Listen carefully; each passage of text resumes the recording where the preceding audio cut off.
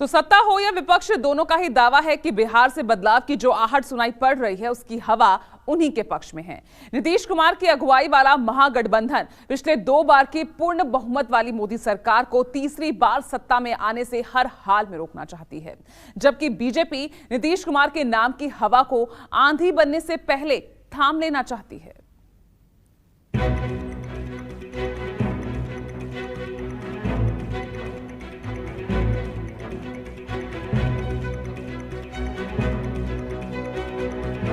कुछ दिन पहले इनकी एक फोटो ऑप कार्यक्रम हुआ था, मिलकर के फोटो निकालने का एक कार्यक्रम हुआ था। पटना में जब से महागठबंधन का महाजुटान हुआ, तब से ही नीतीश कुमार बीजेपी की सबसे बड़ी तिकड़ी के निशाने पर हैं। अगर प्रहार की पहली कमान खुद प्रधानमंत्री के हाथों में है, तो पार्टी के चाणक्य भी उनसे ज्यादा पीछे नहीं। पटना में एक फोटो सेशन चल रहा है, सारे विपक्ष के नेता एक मंच पर इकट्ठा हो रहे हैं और संदेश देना चाहते हैं कि हम भारतीय जनता पार्टी को, एनडीए को और मोदी जी को चैलेंज करेंगे। मैं सारे विपक्ष के नेताओं को एक कहना चाहता हूं, कितने भी हाथ मिला लो, आपकी एकता कभी संभव नहीं है। 23 तारीख को सारे पटना में ये गलबाइयां कर रहे हैं, गले मिल रहे हैं, मुलाकात कर रहे हैं। यही नीतीश कुमार पूरे 20 महीने जेल की शिक्षों के पीछे कांग्रेस पार्टी की इंदिरा गांधी ने डाला था। आज पटना की धरती पर राहुल को आदर सहित उनको स्वागत करते हुए जब मैं इनकी तस्वीरें देख रहा हूं, तो मुझे याद आता है कि राजनीति में क्या से क्या हो गया। सरकार के कद्दावर नेताओं की ये फौज अचानक नीतीश कुमार पर इतनी हमलावर क्यों है? क्यों नीतीश की अगुवाई में अभी जिस सामूहिक विपक्ष के बीज भी जमीन में ठीक से बोए नहीं गए, उसके दरख्तों के बीच से बीजेपी को बदलाव और आंदोलन की आहट सुनाई देने लगी है? क्यों? देश में आंदोलनों के इतिहास के पन्नों को पलटे तो सबसे बड़ा आंदोलन बिहार में हुआ था। साल 1974 में आपातकाल के विरोध में हुए इस आंदोलन की कमान जेपी आनी जयप्रकाश नारायण ने संभाली और संपूर्ण क्रांति के नारे से राजनीति का इतिहास ही बदल दिया। आपातकाल के बाद हुए इस चुनाव में तब इंदिरा गांधी की ताकतवर शख्सियत को भी हार का सामना करना पड़ा और उसके बाद देश में गैर कांग्रेसी सरकार अस्तित्व में आई। नीतीश कुमार, लालू यादव, रामविलास पासवान इसी आंदोलन की उपज हैं। लालू और नीतीश एक ही आंदोलन की आग में तपकर निखरे जरूर, मगर दोनों की राहें जब तक एक दूसरे से जुदा भी होती रहीं और फिर दोनों किसी मोड़ पर एक दूसरे से मिलते भी रहे। यह सियासत का कितना बड़ा विरोधाभास है कि जिस नीतीश कुमार ने बीजेपी से हाथ मिलाकर 2 बार लालू परिवार को बिहार की सत्ता से बाहर का रास्ता दिखाया, अब वही लालू यादव नीतीश को प्रधानमंत्री की कुर्सी पर देखना चाहते हैं। और एक चीज हम बता देते हैं, अपने बारे में बता देते हैं, हमको नहीं बनना, ये अच्छी तरह जान लीजिए। हम सबको खाली एकजुट करने में लगे, अपने लिए हमको नहीं कुछ चाहिए। हम देश के हित में काम करेंगे और बाकी सब लोग होंगे, दूसरे लोग होंगे, सब बैठ करके तय करेंगे।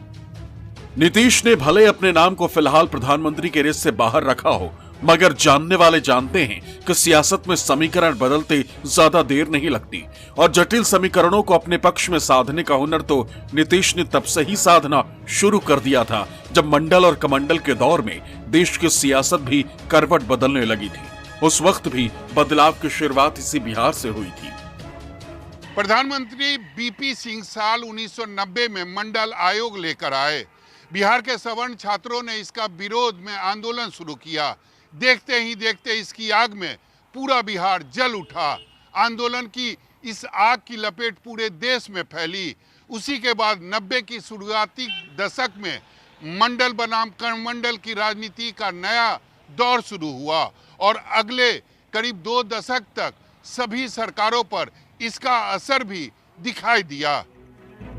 ये नीतीश कुमार की करिश्माई शख्सियत ही है जिसके दम पर वो पिछले 3 दशक से बिहार और दिल्ली दोनों की राजनीति में प्रासंगिक बने हुए हैं। इस बार तो वो समूचे विपक्ष को ही बीजेपी के विरुद्ध खड़ा करने का सियासी करिश्मा को पूरा करने की कवायद में जुटे। तो क्या एक राजनेता के तौर पर नीतीश का कद बढ़ने वाला है।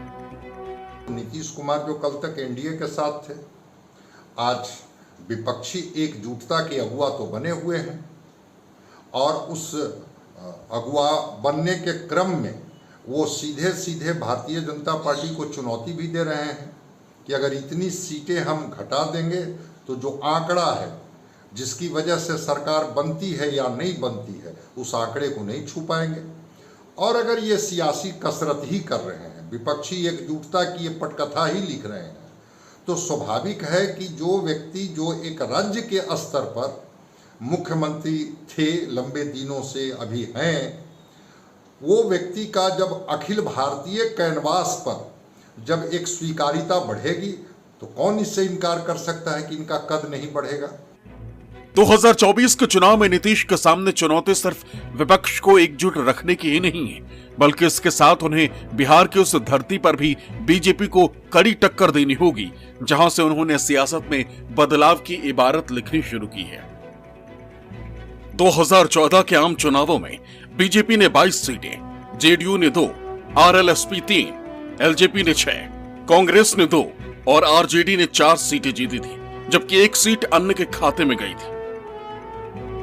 जबकि 2019 में लोकसभा की 40 सीटों पर बीजेपी को 17, जेडीयू को 16 और एलजेपी को 6 सीटों पर जीत हासिल हुई। 1 सीट कांग्रेस को मिली। वहीं लालू यादव की आरजेडी का यहां खाता भी नहीं खुला है। मगर इस बार वक्त अलग है, हालात अलग है और सियासत भी अलग है। सियासी दोस्त एक दूसरे के दुश्मन बन चुके हैं और दुश्मन बन चुके हैं दोस्त। तब नीतीश बीजेपी के साथ चुनावी मैदान में उतरते थे और इस बार वो प्रधानमंत्री मोदी के विजय रथ के घोड़े की लगाम थामने के इरादे से उतरने वाले हैं। 2024 के चुनाव में भले ही मोदी लगातार तीसरी बार प्रधानमंत्री बनने का करिश्मा कर दिखा है या फिर नीतीश कुमार की अगुवाई में महागठबंधन बीजेपी से बड़ी लकीर खींचने में कामयाब हो जाए, नतीजा चाहे जो कुछ भी हो, मगर इतना तय है कि बिहार एक बार फिर से देश में राजनीतिक बदलाव का गवाह बनने वाला है। सहयोगी अमिताभ ओझा के साथ सौरभ कुमार, पटना, न्यूज़ 24।